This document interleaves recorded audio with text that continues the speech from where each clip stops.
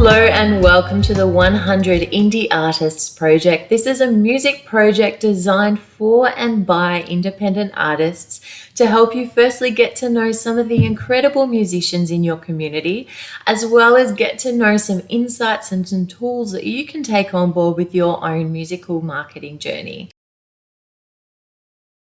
Tell us about who you are as an artist and your background. My name is Blake Cateris and I'm a singer-songwriter from Sydney's Inner West. I've been playing in bands since the age of 12 and have toured the USA, New Zealand, the Philippines, Indonesia and Australia in my time in punk and heavy and rock bands.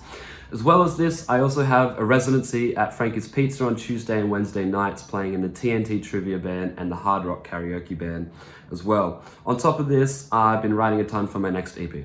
What musical projects are you working on right now? Currently just as myself. Everything else I do is usually just like a one-off project. I like to devote most of my mental real estate to songwriting and like keeping up to date with the rest of the world and all the beautiful music out there, as well as just in Australia. Where do you feel that you're at in your musical journey right now, and where would you like to get to? I feel like I'm just getting started in this aspect as a soloist. I've done a lot of cool things in my time in this industry, but I feel like it's just better prepared me for where I am right now. In terms of where I'd like to get to, I'd like to get to a point where I have the ability to have a significant impact on my community and the people around me with my music, and find a way to impact them the way that my favorite songwriters have impacted me. What do you love most about being an independent artist? What I love most about being an independent artist is the freedom. I've been offered contracts in the past, as well as like even reading friends' contracts with their bands that they've signed, and none of it has ever looked very appealing in the slightest.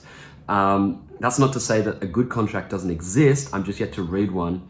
I've grown up with a very DIY mindset of booking my own shows and writing my own songs and making my own calls, and only really taking on someone when I'm ready to do it, where I feel like they can do more than I can do. What do you find the most challenging about being an independent artist? What do I find most challenging about being an independent artist is also the freedom. It takes a very focused and disciplined person to stay true to your goals and not get distracted by the carrot dangled in front of your face, and to also know what your goals are. That's a big one. I always say if you don't know where you're going, you might not like where you end up. What has been your experience in marketing and promoting your music? As an indie artist, there are no rules. It largely relies on the word of mouth, being a good person and staying in contact with everyone.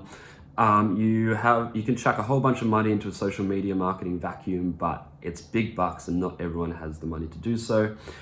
Hiring PR also helps to do all that work with you, and they have the connections to do so, but then again, it's a lot of money, especially as a soloist. There are no rules.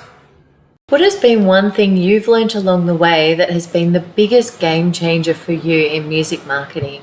Looking into Facebook ads and realizing that I don't understand it. It's like reading another language, trying to read another language. And also having someone in your circle of friends that does speak that language, so you can have someone that relays it to you in layman's terms.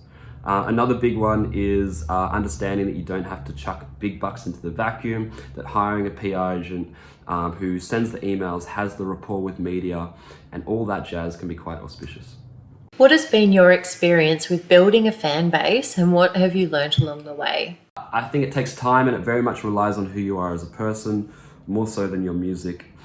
Obviously, your music has to be good, there's no doubt about that, but if you're a dick, no one's going to come to your shows and no one's going to want to listen to your music.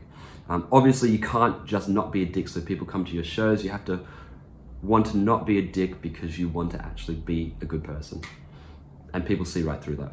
Earning an income within music can be very challenging and often requires a diverse source of income streams. What are some of the streams of income you have relating to your music? The money thing with independent artists has always been a big struggle, and especially with that dichotomy between making money and making good art, and finding that balance. It's important to do things with integrity and not sell out, not feel like you're selling out, but I'm very lucky and very proud to say that music is my job and I sing for my supper. Combine the Frankie's gigs on Tuesday and Wednesday night with all the solo gigs I do, whether that be covers or playing my own songs at birthdays or weddings or parties, whatever, you name it, private functions. It combine that with the Apple royalties as well. It puts food on the table and fuel in my car. What advice would you give to an artist that's watching or listening to this who is beginning to embark on their own independent musical journey? My advice is, if you want something bad enough, you'll find a way to get it, and you have to earn it. If everything is just served up to you on a silver platter, you never develop those fundamental skills of going out and being able to hunt for it yourself, being able to earn it yourself. If everything is just given to you, whoever is giving it to you can hold it over you and take it away from you whenever they please, because you don't own it. You haven't earned it. If you go out and achieve things for yourself and you earn them, they are yours. They belong to you, and no one can take that away from you.